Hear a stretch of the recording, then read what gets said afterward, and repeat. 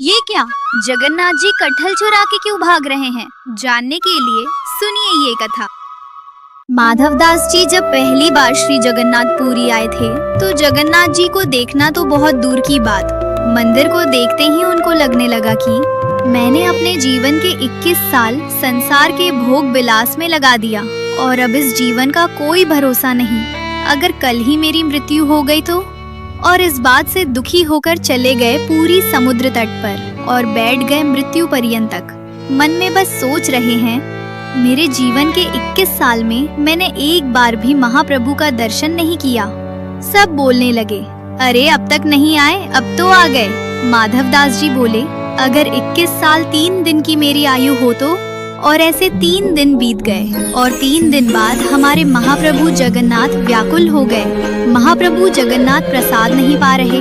लक्ष्मी जी सामने खड़ी होकर बोल रही है, क्या हो गया स्वामी, आप प्रसाद क्यों नहीं ग्रहण कर रहे? आप जब तक प्रसाद नहीं पाएंगे वो महाप्रसाद बनेगा कैसे? जगन्नाथ जी बोले, देवी इच्छा नहीं हो रही। लक्ष्मी जी बोली, क्यों, क्या हो गया? जगन्नाथ जी बोले, एक मेरा परम भक्त आया है, उसने 3 दिन से कुछ नहीं पाया है, तो मैं कैसे पा सकता हूँ? लक्ष्मी जी बोली, ठीक है, आप चिंता मत करो, मैं प्रसाद भिजवाती हूँ, उसके पास आप प्रसाद पाओ। जगन्नाथ जी बोले, उसको प्रसाद देने कोई और नहीं, मैं ही जाऊँगा। लक्ष्मी जी बोली, जय हो, ऐसा सौभाग्य तो मुझे भी नहीं मिला जो आप उसको देने जा रहे हैं। और जगन्नाथ जी अपने सोने की थाली जिसमें वो खुद प्रसाद पाते हैं, उस थाली में महाप्रसाद लेके एक छोटे से बालक का भेष बना के प्रकट हो गए माधवदास जी के सामने। और माधवदास जी से कहा, आप ही माधवदास हैं? माधवदास जी बोले, हाँ जी मैं ही हूँ, क्यों, क्या बात है? जगन्नाथ जी बोले, स्वयं महाप्रभु जगन्नाथ जी ने आपके लिए महाप्रसाद भेजा है, कृपा करके इसे ग्रहण कीजिए। सुनते ही मूर्छित हो गए और जब मूर्छा टूटी तो वो बालक तो गायब था पर थाली वही रखी थी। माधवदास जी ने सोचा, अगर मेरे जगन्नाथ महाप्रभु चाहते हैं कि मैं जीवित रहूं तो यही सही। और माधवदास जी ने प्रसाद पा लिया। उधर श्री मंदिर में हल्ला मच गया, अरे महाप्रभु की सोने की थाली गायब है, ढूंढो। उधर जगन्नाथ जी ने गजपति राजा को स्वप्न दिया, मेरा एक परम भक्त माधवदास 3 दिन अनशन पर समुद्र तट पर बैठा था, उसको प्रसाद देने मैं ही अपनी सोने की थाली लेके गया था। गजपति राजा पंडा पुजारियों के साथ माधवदास जी का दर्शन करने के लिए गए तो देखा कि माधवदास जी मंद मंद मुस्कुरा रहे हैं और वो सोने की थाली उनके बगल में ही रखी हुई है। गजपति बोले, चलिए महाप्रभु का दर्शन करने के लिए चलिए। जैसे ही माधवदास जी श्री मंदिर में प्रवेश किए, ब्रह्म बेदी पे जगन्नाथ जी झूम उठे, मेरा माधव आ गया, मेरा माधव आ गया। और इस घटना के कुछ वर्ष बाद हमारे जगन्नाथ महाप्रभु का एक दिन मन हुआ कि बहुत दिन हो गया चोरी किए हुए, अब चोरी करने जाना है मुझे। लेकिन अकेले चोरी करने में आनंद नहीं आएगा, लेकिन अगर दाऊ दादा को बोलूँगा तो जाएंगे तो और नहीं, ऊपर से डांट और देंगे, क्या करूँ? तभी भगवान के परम भक्त श्री माधवदास जी पहुँचे भीतर दर्शन करने के लिए। माधवदास जी बोले, महाप्रभु आज आप इतने उदास क्यों लग रहे हैं, इतने संकट कष्ट में आप क्यों हैं? तो जगन्नाथ जी बोले, हमारा मन नहीं लग रहा। बोले, क्यों नहीं लग रहा? बोले, हम पूरी उड़ीसा में विराजमान तो हो गए, खूब बढ़िया यहाँ पर पाते हैं दाल भात महाप्रसाद, लेकिन बचपन में जो हम लीला करते थे वो सब यहाँ नहीं कर पा रहे। बोले, क्या नहीं हो रहा? बोले, चोरी नहीं कर पा रहे हम, चोरी करने का मन हो रहा है। माधवदास जी बोले, धीरे बोलो, जगन्नाथ बोलते हैं लोग आपको। क्या बोलते हैं? जगन्नाथ, पूरे विश्व की रक्षा करने वाले को जगन्नाथ कहते हैं। नाथ का मतलब रक्षक, और आप यहाँ पर अभी चोरी करने की बात कर रहे हो? ठाकुर जी बोले, भले ही हमारा नाम जगन्नाथ हो गया हो पर स्वभाव कैसे छूटे, स्वभाव तो वही है हमारा। बहुत मन हो रहा है चोरी करने का। माधवदास जी बोले, तो फिर चले जाइए, किसने रोका आपको, कराओ चोरी। ठाकुर जी बोले, वो भी तो बात है, अकेले आनंद नहीं आता है, एक आध 2 लोग हो साथ में तो सुख मिलता है। माधवदास जी बोले, बगल में सुभद्रा जी और बलभद्र जी है, इनको ले जाओ। जगन्नाथ जी बोले, रहने दो, फिर तो हम ऐसे ही ठीक है। क्यों? बोले, इनको लेकर के जाऊंगा तो फिर एक तो मुझसे खुद ही नहीं संभाला जाता अपने आप को, इनको क्या संभालूंगा। फिर बलराम जी हमारे वैसे ही क्रोधी है, चोरी में अगर पकड़े गए तो सीधा सर धड़ से अलग ही कर देंगे, उसका हत्या और हो जाएगी। और तो और बलराम जी तो ऐसे हैं, मैंने अगर इनसे कह दिए कि चोरी करने जाना है तो पहले तो मुझे ही चार सुनाएंगे और थोड़ा भी शर्म नहीं आता। इतना बड़ा हो गया है, भगवान बन गया है, सब तुझे आकर प्रणाम करते हैं, फिर भी चोरी करना नहीं छोड़ा। चार तो मुझे सुनाएंगे और फिर उसके बाद चोरी करने का मन बना भी दूंगा तो बलभद्र जी बड़देव हैं, इनको बड़े देवता माना जाता है। अगर मैंने इनसे कह दी कि मुझे चोरी करनी है तो बलराम जी पूरी जगन्नाथपुरी को बुला लेंगे और सबसे कहेंगे हमारो लाला चोरी करने आएगा, व्यवस्था करो। ऐसी चोरी की क्या, फिर हमको सुख तो मिलेगा नहीं। बेचारे वहाँ जहाँ हम चोरी करने जाएंगे सब बेचारे कहेंगे लाला चोरी कर लो, आ जाओ हमारे घर आ जाओ, चोरी कर लो। दाऊ दादा के हल से इतना डरेंगे सब, हमको सुख नहीं मिलेगा। माधव दास जी बोले, तो फिर अब चोर कहाँ से लाऊं आपके लिए, किसको ले आऊं, किसके साथ जाओगे चोरी करने? तो जगन्नाथ जी मंद मंद मुस्काई के बोले, तुम बढ़िया हो, तुम चलो, तुम साथ दो तो हम कर लेंगे। माधव दास जी बोले, वयोवृद्ध शरीर है मेरा, वयोवृद्ध बूढ़े आदमी के संग क्या चोरी करोगे आप? ठाकुर जी बोले, वो सब हम करवा लेंगे, तुम बस हाँ कर दो। माधव दास जी बोले, नियम तो बता दो, हमने कभी चोरी करी नहीं, हमको पता नहीं है। तो जगन्नाथ जी बोले, सबसे पहला नियम, बोले क्या, फुर्ती रखनी है, लेकिन फुर्ती में आवाज नहीं करनी है, मतलब गति तो तेज हो, पर जैसे हम चलते हैं तो हमारे पैरों की आवाज आती, हाथों की आवाज आती, कपड़ों की आवाज आती है, वैसे आवाज नहीं आनी चाहिए, फुर्ती भी हो और आवाज ना हो, पहला नियम। और दूसरी बात, पलके नहीं झपकनी, नेत्र खोल के रखने हैं, कान खोल के रखने हैं, ध्यान रखना कहीं से कोई आ नहीं जाए। बोले अच्छा, और कोई नियम?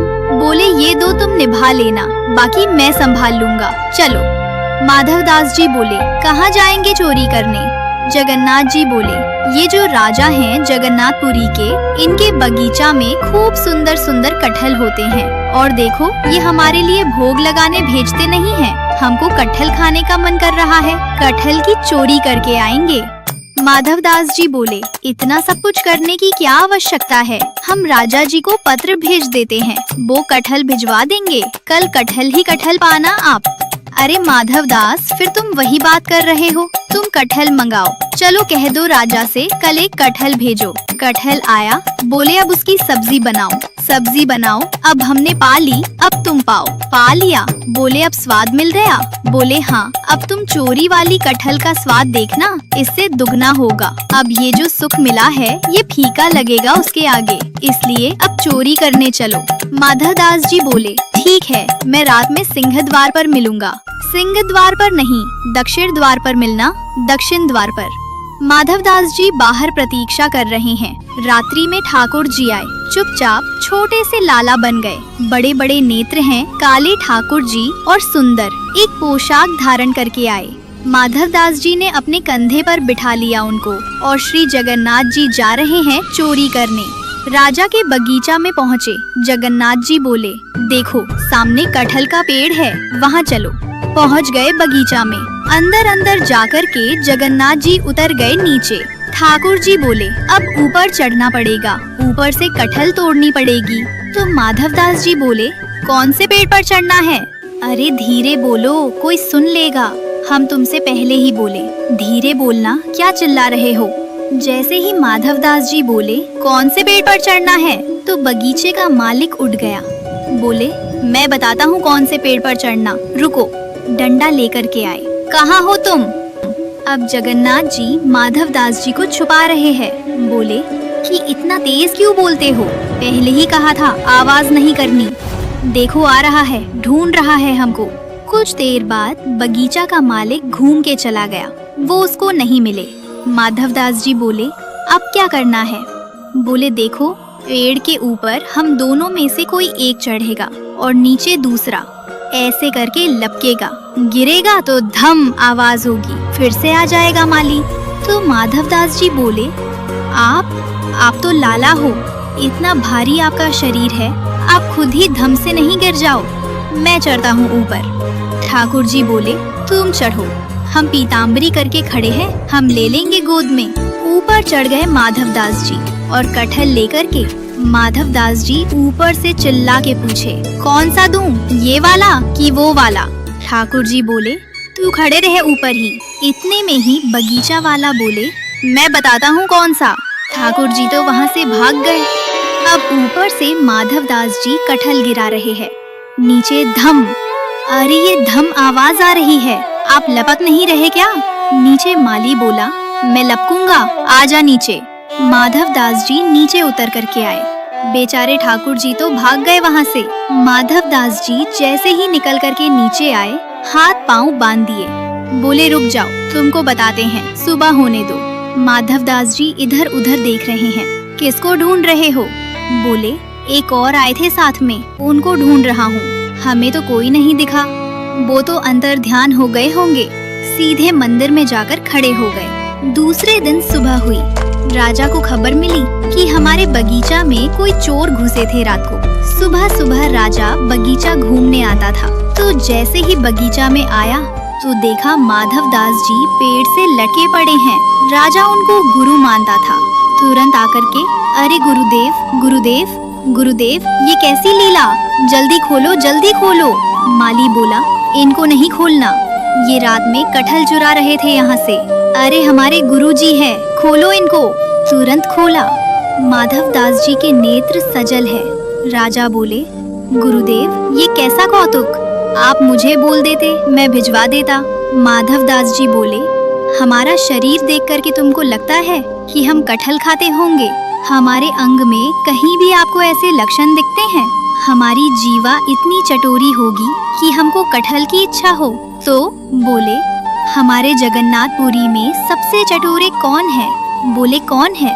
बोले, सबसे ज्यादा चटोरे एक ही है, महाप्रभु जगन्नाथ। उनकी इच्छा हो रही थी कि भैया बहुत दिन हो गए हमने चोरी नहीं करी, तो चोरी करने के लिए आपके बगीचे में आए थे, कटहल की चुराई करने के लिए। हमको ऊपर चढ़ाया, सब बात बताई और बोले, वो तो भाग गए, इसने हमको पकड़ लिया।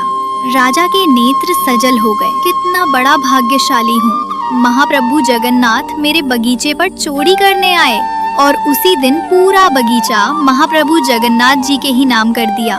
बोले, अब महाप्रभु जी का ही है ये बगीचा, अब ये हमारा नहीं है। अब यहाँ जो भी सामग्री सब महाप्रभु जी की है। माधवदास जी बेचारे स्नान ध्यान करके निकले। समुद्र प्रणाम करने जाते रोज भोर में। जैसे ही समुद्र प्रणाम करने गए, सोई दूर देखा कालिया ठाकुर चलते हुए आ रहे हैं। माधवदास जी बोले, बहुत बढ़िया, भाग गए थे रात को? बोले, हम तो नहीं भागे, तुम चिल्ला क्यों रहे थे? माधवदास जी बोले, तुम्हारी इच्छा तो पूरी हो गई, चोरी करनी है चोरी करनी है, एक कटहल हाथ नहीं पड़ा आपके। बोले, अब क्या करें? बोले, चिंता मत करो, आप तो भाग गए थे और हम देखो रात में पिटे बंधे पूरा बगीचा आपके नाम करवा के आ गए। लो अब जाओ, खूब प्रेम से कटहल पाओ। ठाकुर जी बोले, माधव मन की मन में ही रह गई। बोले, चोरी हुई नहीं। बोले, तुम्हारे हाथ जोड़े, अब तुम खुद ही देख लेना कब करनी है।